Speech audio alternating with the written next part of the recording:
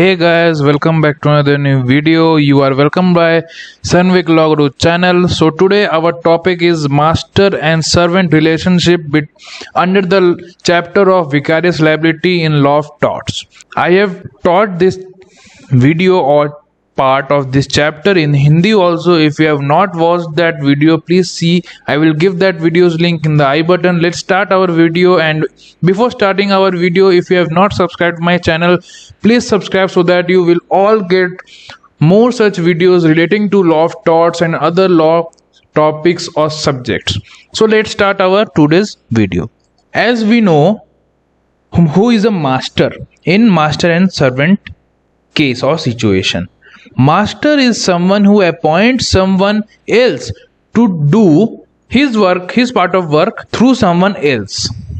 Supposedly, if I explain you through an example, supposedly you have appointed a servant or a maid servant or someone else to do a part of job that must be done by you, but you have appointed someone else to do your part of job. That person is called servant and you are the master or employer. Now, who is a servant? A servant may be defined as any person employed by another to do work. What is the aim of the servant? The aim of the servant or the objective of the servant is to do a certain work. He is being employed by an employer. In the case of master and servant, the employer is the master. For him, on the terms that he is to be the subject to control and directions of his employer, the employer can control and give directions and order to his servant to how to do that work or how to perform that particular work of his part of job. Okay, in the manner in which his work to be done. A servant is thus an agent. A servant may also be an agent who works under the supervision and direction of his employer. It can also be that servant, you have appointed a servant and the servant is working under your supervision and direction of you, and the orders that you gave, the servant is obeying that orders and following that orders to do that particular job or task. He engaged to obey his employer's orders from time to time. You are giving certain orders and directions to your servant from time to time, and the servant is following that orders or obeying that orders from time to time. That person is a servant. If we apply this test, then a son cannot be or is not a servant of his father in the eye of law. Let me tell you the general rule in case of master and servant relationship. The general rule in case of master and servant relationship is that a master is liable for the acts authorized by him and done by the servant during course of employment. What it means? It means that master has appointed a person or a servant to do a certain job during the course of employment. And what is the course of employment? Supposedly you have appointed a maid servant to do the household work from 8 a.m. to 7 p.m. in the evening. The course of employment will be from 7 a.m. to 8 p.m. or from 8 a.m. to 7 p.m. That will be the time. That time period is called the course of employment. And in that course of employment, if the servant commits any wrong or he has to do certain work but he has not done that particular job, then the master will be held liable for that time period only. But if the servant commits wrong or has not done the job after the course of employment or after the ending of the course of employment, that after 7 p.m. in the evening, supposedly 8 p.m. or 9 p.m. he has committed some wrong, then master will not be held liable. Thus, for the liability of the master to arise, what are the necessary conditions? The necessary conditions are as follows. First, the tort or the wrong must be committed by the servant. The servant must commit the wrong, not the master. The servant have to commit the wrong or tort. Second, the servant committed the tort during the course of employment. What is the course of employment? The course of employment is from 8 a.m. in the morning and until 7 p.m. in the evening. That period of time is called the course of employment, and during that period, if the servant has committed any wrong or has not done any job that master has ordered or commanded him to do that particular job, then master will be only held liable for that thing. Okay, let me take a case law. In Watkins versus Birmingham City Council, it is a case law. If you want to take down the case law, you can take, and other case laws are written below. You can also take down that. If you want details of the other case laws that are mentioned below, you may comment in the comment section in the video. I am discussing the Watkins versus Birmingham City Council. In this case, a 10-year boy of age who was helping school authorities in distributing milk at the school of which he was a student, he was not liable, or he was not held to be the servant of education authority. Why? Because there was no contract of service. What it means, that the school student, the 10-year age of boy, the boy was not the servant of the school authorities. As you know in the case law, that school authorities has given the task to distribute milk, but in this case the student or that boy was not the servant of the education authority. Okay, now we will discuss the kinds of liabilities. The relationship or the relation between master and a servant give rise to 4 kinds of liabilities. First, the liability of master to third person. Who will be liable in this case? First, we have to know that. Liability of master. Whose liability are we talking about? The masters. All of the 4 liabilities mentions the liabilities of someone. Like second point, liability of servant. Third, liability of master to servant. Last, liability of servant to master. Then first case, what will be in the first case? First case, that is liability of master to third person. Supposedly there are 3 persons, A, B and C. A is the master, B is the servant and C is the third party or the third person. A has appointed B for dealing with C, dealing with third party, and while dealing, C has committed a wrong or mistake or anything, then C has sued master for the wrong committed by his servant. As in the general rule of vicarious liability that we have studied, that any wrong committed by the servant in the course of employment, the master will be held liable for that mistake or wrong. Then the third party has sued master for that wrong commission. Master will be held liable. Second, servant to third person. The third party or the third person may also sue the servant as well as the master.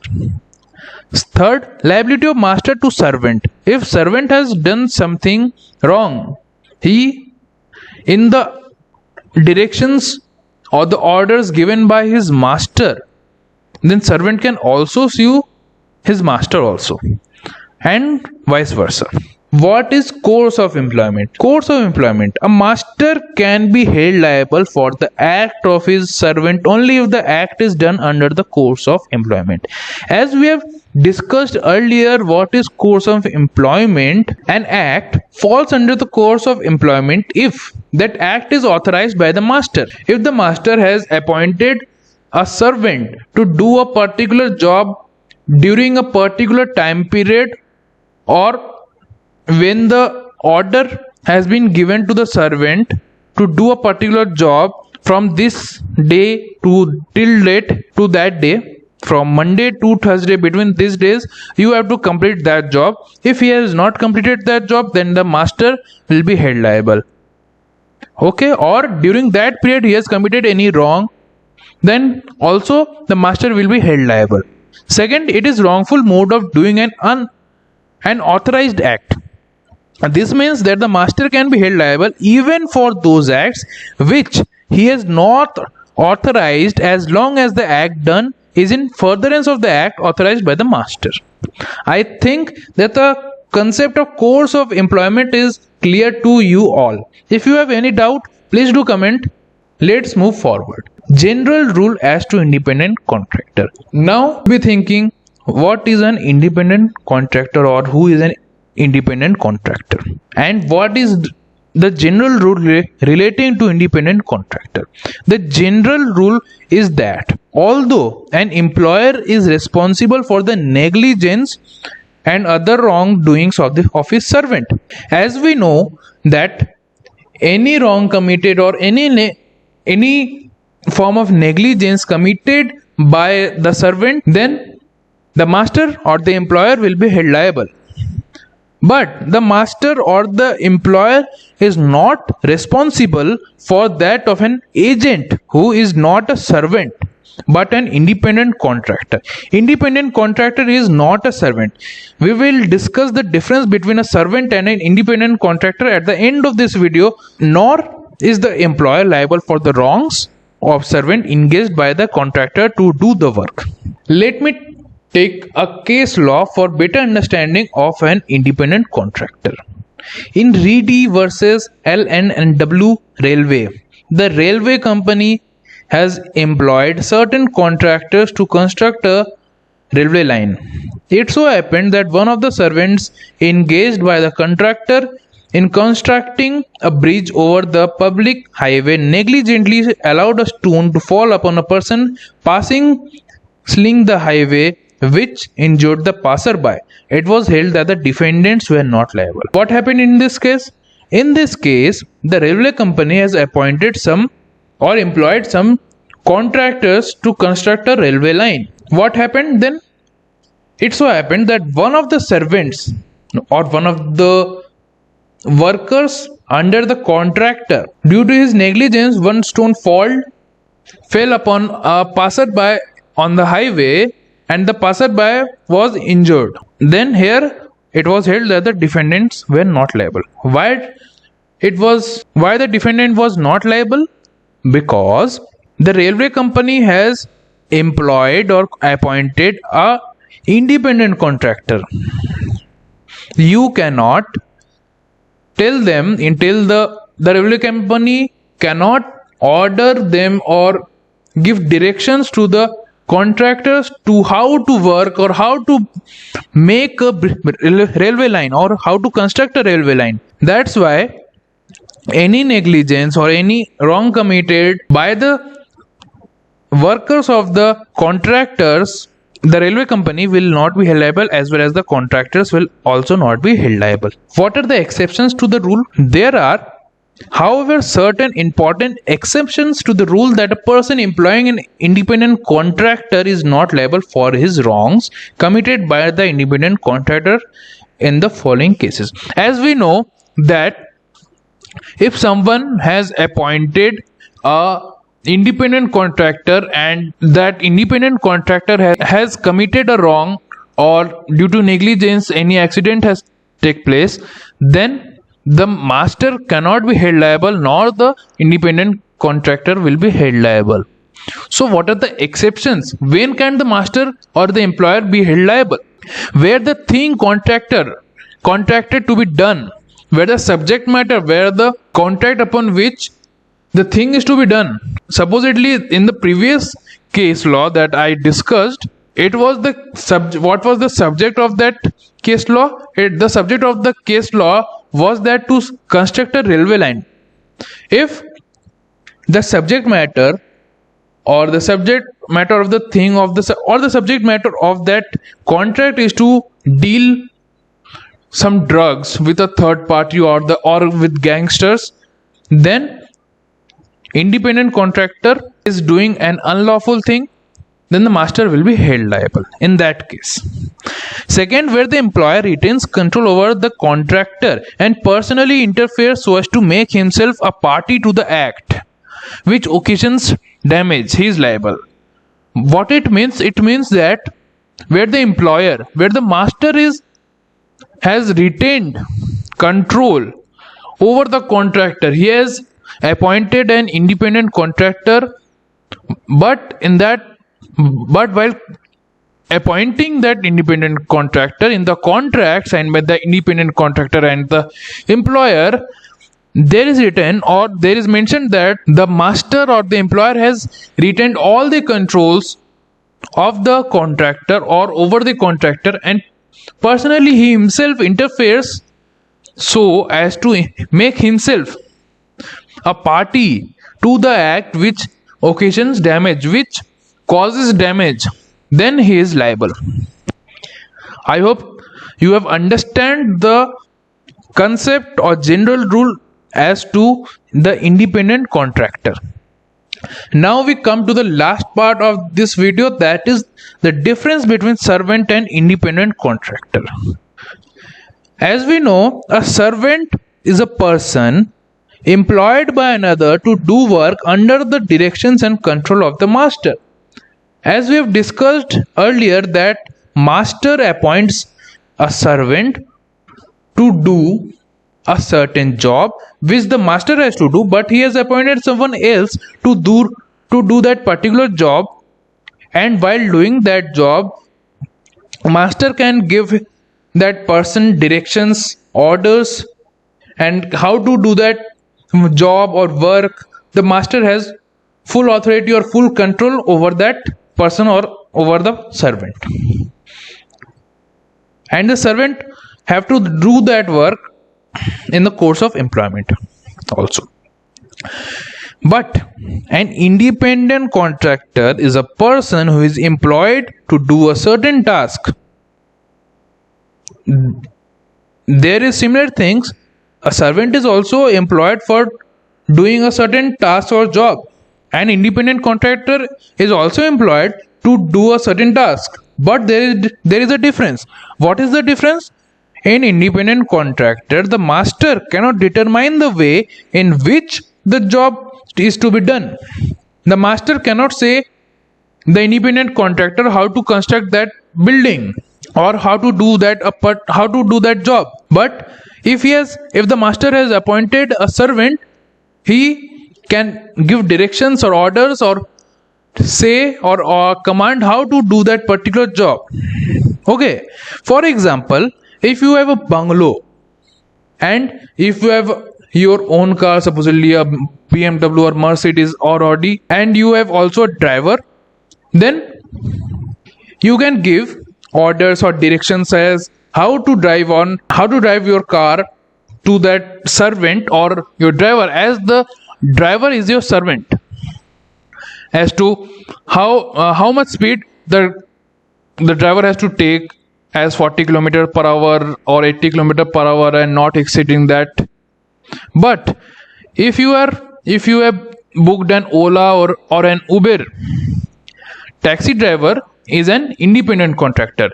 You cannot order him or give directions to him as to how to drive his taxi.